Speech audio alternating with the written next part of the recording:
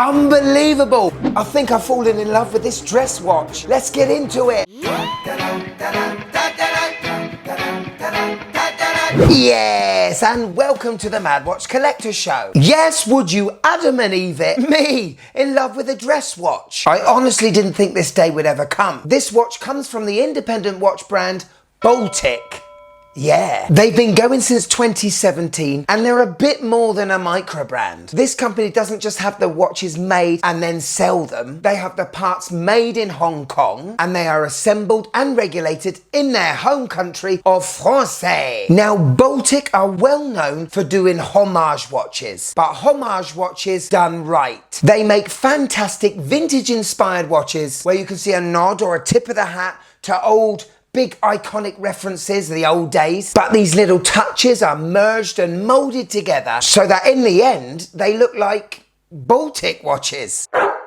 Now in 2021, when every other micro brand were making dive watches or vintage inspired dive watches, Baltic came out with the MR01, a vintage inspired dress watch. Ballsy. And the ballsiness continues because the size of this watch was only 36mm in diameter. Bigger ballsy. Baltic came out with 3 colorways, a salmon, a blue and a silvery grey. They only made 200 of each and they sold out within days.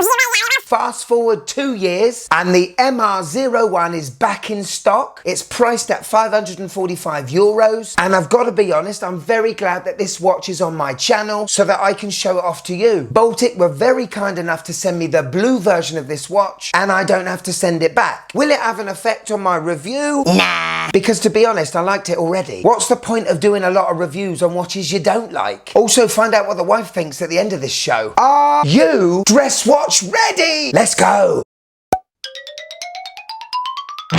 So first up, the box. I wanted to show this off first because I ain't never had a watch in a box of cork before. Really nicely done. We get a metal warranty card that's going to give us 2 years of confidence. I think that is quite important, particularly for this watch I'll talk about in a minute, but it's time to see the watch and oh, look at this beauty. What an absolute stunner this is. Obviously, if you've done a bit of research on horology, you will understand the similarities with this watch to a Calatrava, a beautifully thin watch made way back in the 30s. But looking at this head on, it really pops out at you. That mirrored polishing is very bright. The watch is made of 316L stainless steel, 3 parts to it, and a very blingy stepped bezel. First impressions, this is very good. Quick spec check. So really vintage dimensions, 36mm case, 9.9mm in thickness, and that includes the beautifully domed acrylic crystal, 44 lug to lug, but a contemporary lug width of 20mm. That Hesselite domed crystal just gives a beautiful vintage retro distortion that elevates this watch even more. It's just a push-pull crown. We have a screwed in caseback, but this watch is only water resistant to 30 meters. You're definitely not going to go diving in this one. Splash proof at best. Now we have got to talk about the caseback because it is...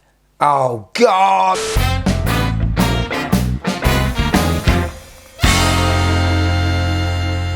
It's going to be the next big thing, Tony. Micro rotor can be done. Yes, we can do it. Put this in Google. MICRO. ROTOR. Yes, I'm pretty sure we can copy exactly the design.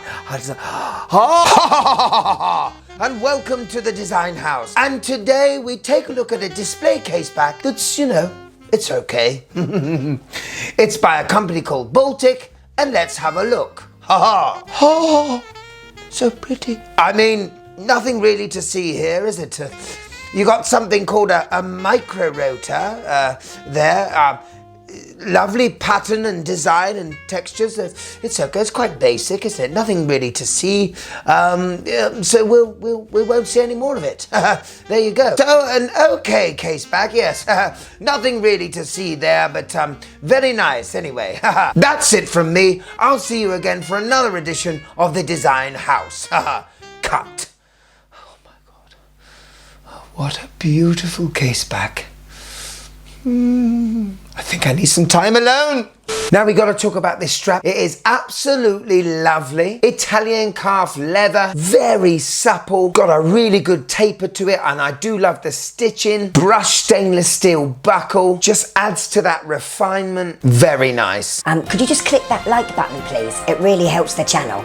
Thank you. Okay, let's look at the face. Dial time. And to put simply, this is simple done amazingly well. A dial of true beauty. First of all, the dial surface is this matte sandpapery texture, printed railroad track going along the outside, slightly off-white. Really love that vintage touch, and I absolutely love those exaggeratedly big Breguet numerals. So bold and polished. Makes you want to touch them, you know? Now, me and dress watches don't really go together, and nor does non-symmetrical dials usually. This second subdial, which has a beautiful radial texture to it, is wedged between the 9 and the 6, taking away the 7 and the 8 numerals, but it looks like it's meant to be there. This is also the first watch I've ever reviewed with leaf hands. A very refined touch, polished as much as the rest of this watch. I'm a little bit surprised that the subdial hand is just a baton stick style. Could have been a leaf one as well, couldn't it? But I think it gives that modern touch to it. This being a dress watch, there is nothing loomed on this dial, but with these polished hands and bezel, I don't think you're going to need it, to be fair. The watch looks different in all sorts of light, and I've spent quite some time just looking at this watch, not even knowing what the time is. All in all, gorgeous. Powering this watch is a Hanzu, yeah, caliber 5000A. Now this is a movement with a micro rotor. Most automatic watches have a rotor that slaps on the back of the movement. This means that the case needs to be a certain thickness to fit it in. With this Hanzu, the awesome gold rotor is recessed into a part of the actual casing of the movement, meaning you can keep this watch nice and slim. Anyway, it has 30 joules, pumps away at 28,800 beats per hour, and has an accuracy of minus to plus 20 seconds a day. Not amazing numbers, but I've tested this watch twice and I'm getting just over 12 seconds a day. But I have to say a really big well done to Baltic for 545 euros to have a movement decorated in such a way. This is huge value. Anyway, going back to the 2-year warranty, I think that's a great thing because nobody really knows the long-term life of this Hanzu, and if it does go wrong in the next 2 years, you have peace of mind that Baltic are gonna fix it. Hello. On my 6.5-inch wrist, and this thing looks gorgeous. It's so slim, so comfortable. You know those watches that just make you feel good? This is one of them. Outside you can see it playing in the light, and I think those applied polished numerals really do a good job at catching your eye, helping you tell the time. Pretty sweet.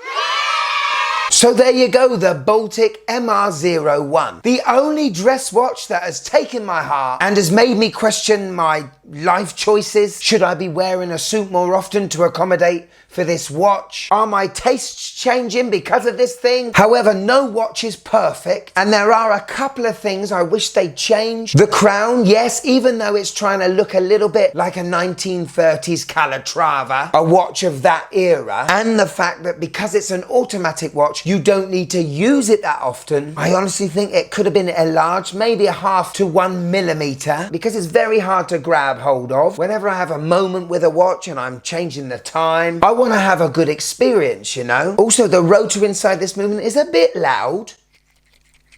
Can you hear that?